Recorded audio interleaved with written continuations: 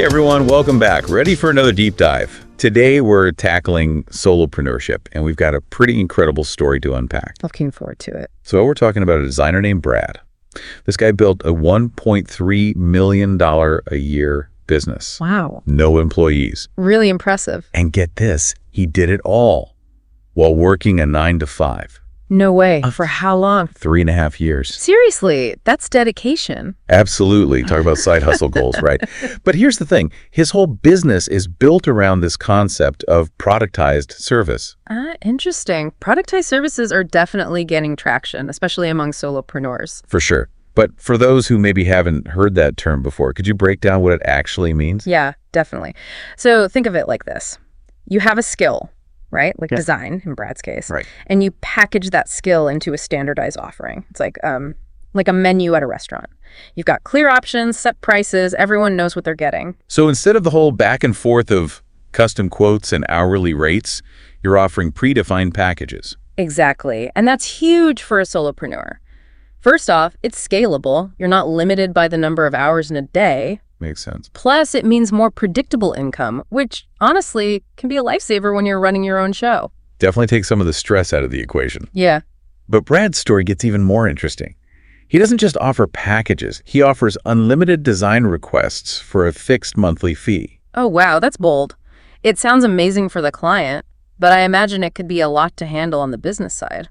Right. Like, how do you even manage that workload? There must be some serious boundaries in place. Absolutely. I mean, we don't know all the specifics of Brad's system, but there are some common strategies people use with this model, like setting clear turnaround times for requests. Okay, yeah, that's essential. Using project management tools to keep everything organized and prioritized. Maybe even having different tiers within the subscription, you know, like basic, premium, to cater to different needs and levels of demand. Right. Right. It's all about finding that balance, keeping the clients happy while making sure you're not drowning in work. But speaking of challenges, let's talk about the fact that Brad built this entire business while working full-time. What does that say about the power of side hustles? I mean, it's incredibly inspiring, right? It shows that even if you have a busy life, you can still take steps towards building something of your own. I think the key is consistency, carving out even small pockets of time to work on your goals. He was literally using his lunch breaks, evenings, even some Zoom meetings. No kidding. Talk about making the most of your time, but 3.5 years, that's a long time to keep that up. There must have been moments where he wanted to give up. Oh, for sure. Starting a business, especially on the side, is tough. I mean, what kept him going? Was it just sheer willpower? Hard to say without knowing him personally, but I think a lot of it comes down to having a clear vision, knowing what you're working towards, even when it gets tough. And maybe a bit of that I'll show them attitude. Could be. That inner drive can be a powerful motivator. But either way, his story is a great reminder that consistency pays off. Even small actions over time can lead to big results. All right. Speaking of big results, let's talk about his pricing strategy.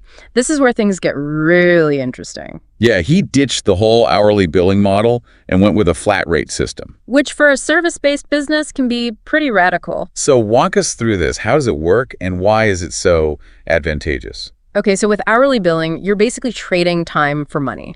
The more hours you work, the more you earn. But there's a limit to how much you can physically work, right? Right.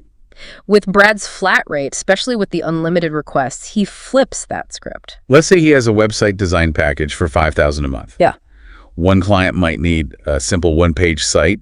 Another might need a full-blown e-commerce platform. He still gets that same $5,000. Exactly. His effective hourly rate changes dramatically depending on the project, and by not tracking his time super closely, he can focus on delivering quality work efficiently.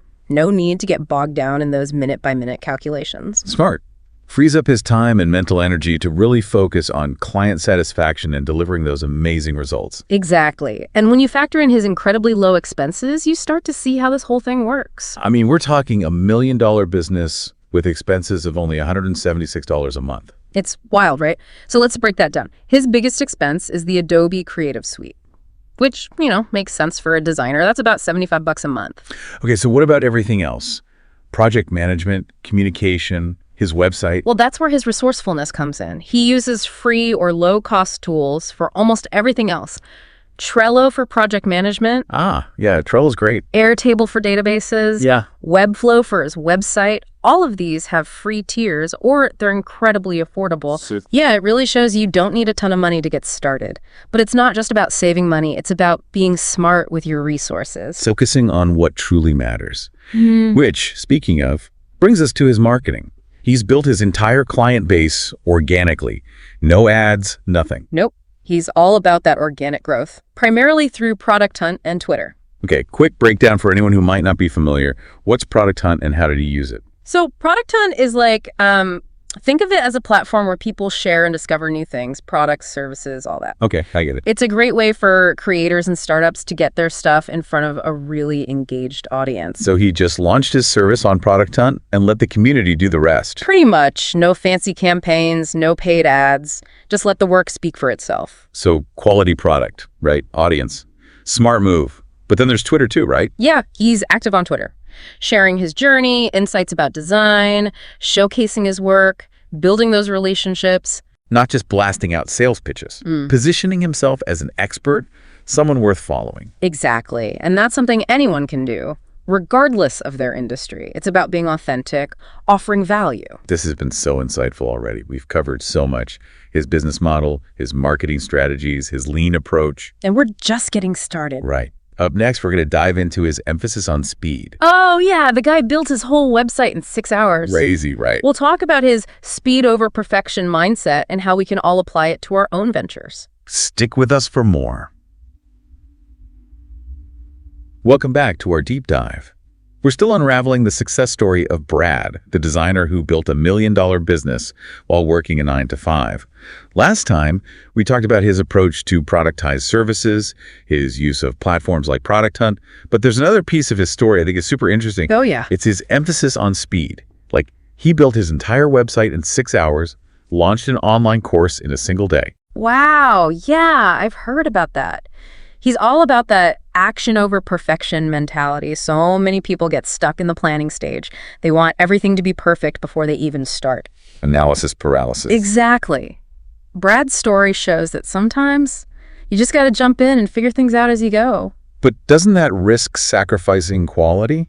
I mean, how do you ensure you're putting out good work when you're moving that fast? That's a great question. I mean, obviously, you don't want to be sloppy just for the sake of speed. I think in Brad's case, a lot of it comes down to his experience. He already had a strong foundation of design skills. Right, he wasn't starting from scratch. Exactly.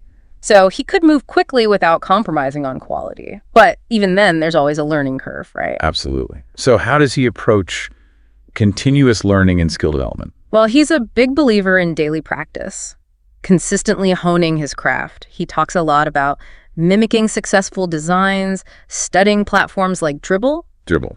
For those who might not know, can you explain what that is? Yeah, so Dribbble is basically a social network for designers. It's a place where they can showcase their work, get feedback, find inspiration from top designers. So it's like a constant stream of new ideas and trends. Exactly.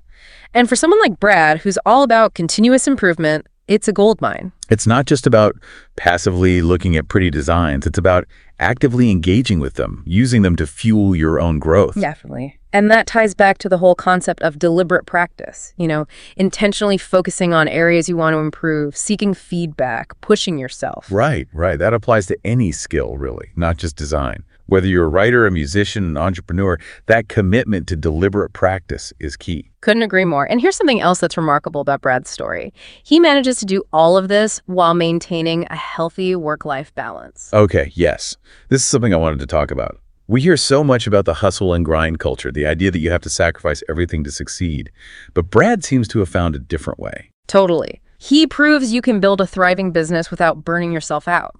He makes time for his family, for relaxation, for things outside of work. So how does he structure his day? What's his secret? Well, he's a morning person. He wakes up early, around 7:30, but the first few hours of his day are dedicated to family time. Oh, nice. Spending time with his kids before they go to school. Yep. It's about starting the day on the right foot, putting those priorities first. I love that. And then from about 11:30 to 4, he shifts into work mode.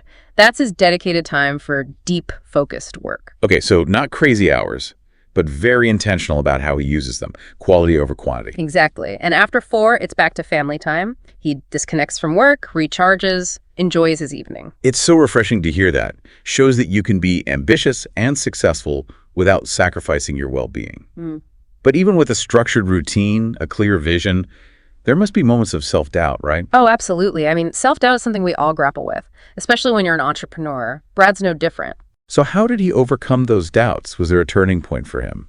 For a long time, he held himself back. He had that security blanket of his 9-to-5 job, even when his business was doing well. Fear of the unknown. Exactly. He doubted his own abilities, thought maybe his success was just a fluke. Classic imposter syndrome. We've all been there. Right. But then something clicked for him. He decided to take a leap of faith. Quit his job, went all in on his business. I bet I can guess what happened next. His revenue doubled. It's like the universe was waiting for him to fully believe in himself. Wow, that's powerful. Shows that sometimes the biggest obstacle is our own self-doubt. And overcoming that doubt can lead to amazing things. But there's another piece of his story we haven't fully explored yet. Oh yeah, what's that? His incredibly low business expenses. We touched on his use of free tools, but there's a bigger principle at play here.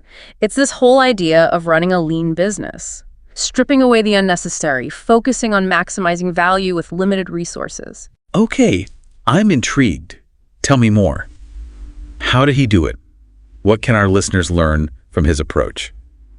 All right, welcome back to the final part of our deep dive. We've been talking about Brad, the designer who built $1 million business while working a 9-to-5. We've covered his productized service model, his killer marketing strategies, but now let's get into those amazingly low expenses. Yeah, it's pretty mind-blowing. I mean, we've touched on his use of free and affordable tools like Trello and Webflow, but it goes beyond just individual tools. He's got this whole lean business philosophy. So what's the secret sauce? How can our listeners apply this lean thinking to their own ventures? One key principle is starting small.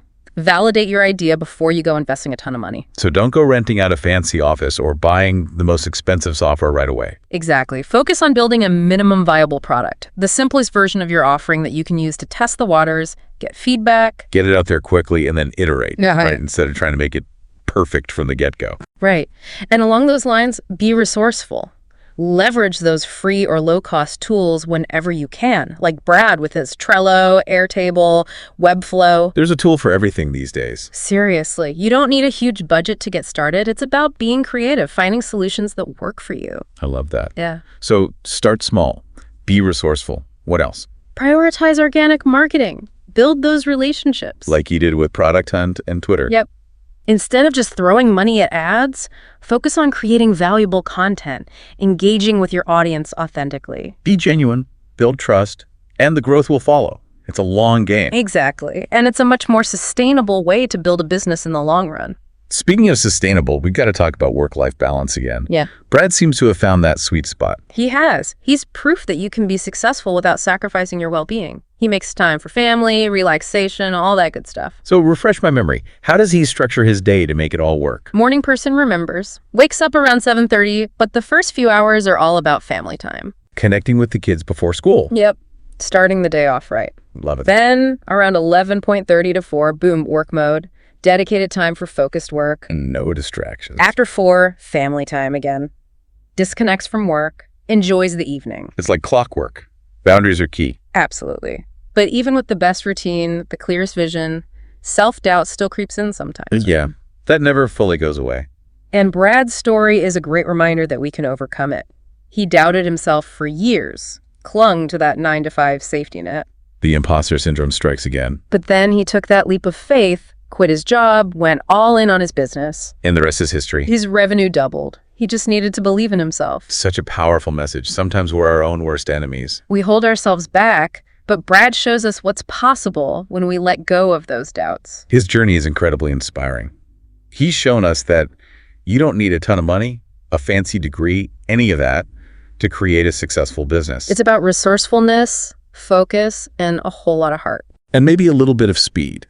Definitely a little bit of speed. Well, Brad's story is packed with so many great takeaways. I hope our listeners are feeling inspired to take action, to pursue their own dreams. Absolutely. If Brad can build $1 million design business while working a 9-to-5, imagine what you can achieve. So as we wrap up this deep dive, I want to leave you with this. If you could create a productized service based on your own skills and passions, what would it be? What problem could you solve? What value could you offer the world? Think about it. And then take that first step, however small, to bring it to life. Who knows? Maybe someday we'll be featuring your story right here on The Deep Dive. Until then, keep learning, keep growing, and keep believing in yourself. Thanks for joining us.